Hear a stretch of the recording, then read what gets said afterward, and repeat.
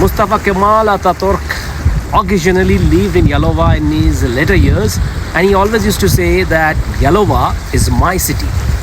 And after the recapture of Yalova by the Turkish army on 19th July 1921, the name Yalova is assumed to be a contraction of Yalova. Yali means house at the coast and Ova means plain in Turkish. The first settlement in the region dates back to the prehistoric period in around 3000 BC. The Hittites ruled the region in the 21st century, followed by the Phoenicians in the 13th century BC, and then the Greeks in the archaic, classical, and Hellenistic eras. The region was conquered by the Romans in 74 BC.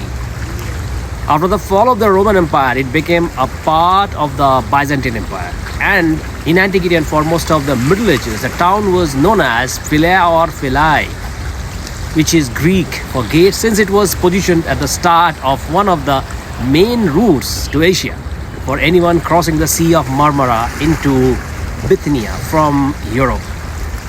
Yalova was incorporated into the territory of the Ottoman Empire under the leadership of Orhan Gazi.